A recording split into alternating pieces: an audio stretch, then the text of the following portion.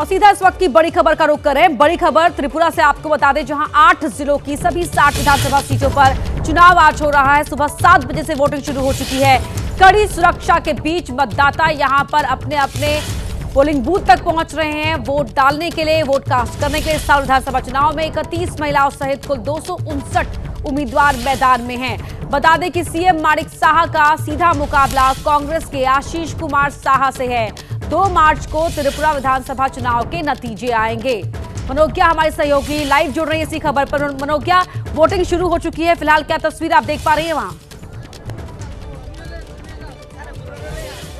जी बिल्कुल, सबसे पहले तो नमस्कार, क्योंकि त्रिपुरा में आप बांग्ला में यही कहते हैं, कॉकबोरो में भी। और उसके बाद मैं इस समय हूँ एक मॉडल पोलिंग बूथ पर, जो कि बना है अगरतला 6 नंबर विधानसभा सीट पर, जिस पर हमेशा कांग्रेस के सुदीप राय बर्मन यानी कि उनका वर्चस्व रहा है। हालांकि आज दिलचस्प मुकाबला इसलिए क्योंकि एक और वाम मोर्चा का गठबंधन है, जिसमें 47 सीटों पर वाम मोर्चा और 13 पर कांग्रेस है, और दूसरी ओर बीजेपी, जो बीजेपी 55 सीटों पर लड़ रही है और 5 पर आईपीएफटी। हालांकि सबसे बड़ी लड़ाई इसमें इस बार जो देखा जाए तो थर्ड प्लेयर तिपरा मोथा है, जिसने इस बार 42 सीटों पर उम्मीदवार दिए हैं। आज 28 लाख मतदाता करीब 259 उम्मीदवारों के भाग्य का फैसला तो कर देंगे, लेकिन उसके साथ इसे सेमीफाइनल भी माना जा रहा है, क्योंकि 2023 का पहला विधानसभा चुनाव की पहली वोटिंग आज हो रही है। और त्रिपुरा में आज एक ही दिन में सारी 60 विधानसभा सीटों पर इस बार मतदान आज ही हो जाएगा। शाम को 4 बजे तक वोटिंग होगी। कतार में लंबी कतारें आपको उत्साह देखते ही बनता है, लेकिन त्रिपुरा की एक खासियत रही है कि हमेशा ही हाई वोटिंग नंबर रहा है। वाम मोर्चा हो, इस बार हालांकि दिलचस्प मुकाबला ये है कि तृणमूल कांग्रेस के साथ बाकी रीजनल पार्टीज भी इस बार मैदान में हैं। तो मैदान में जो उतरे हैं नेता, उनके तो भविष्य का फैसला आज कर देंगे मतदाता।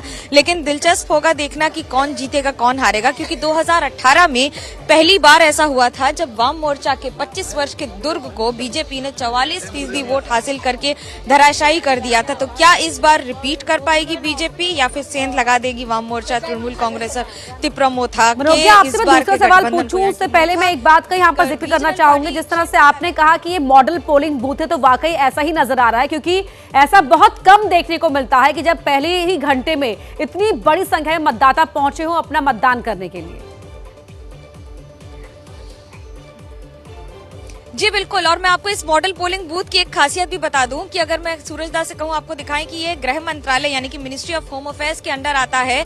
ये है नेशनल फोरेंसिक साइंस यूनिवर्सिटी, जो अभी पिछले 5 वर्षों में यहाँ पर बनी है। उसके एकेडमिक ब्लॉक में यहाँ पर त्रिपुरा की 6 नंबर विधानसभा सीट पर आज मतदान हो रहा है।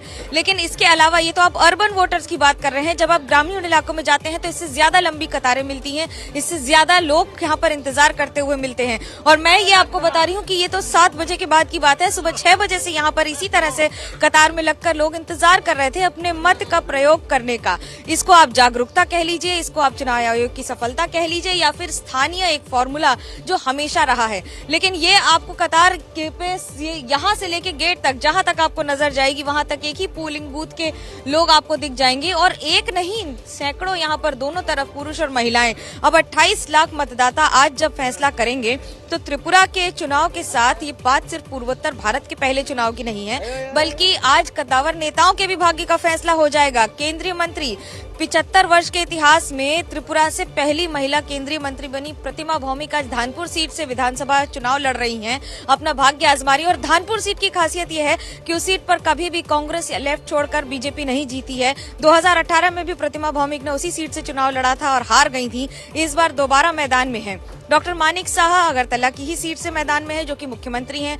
विप्लव देव क्योंकि सांसद हैं, लेकिन इस बार चुनाव के मैदान में नहीं है। हालांकि ये तो मैं बड़े नाम की बात कर रही हूँ, ऐसे बहुत सारे नाम हैं जो इस बार एक बार फिर अपना भाग्य आजमा रहे हैं मतदाताओं के हाथ। और आज शाम 4 बजे तक पोलिंग होगी।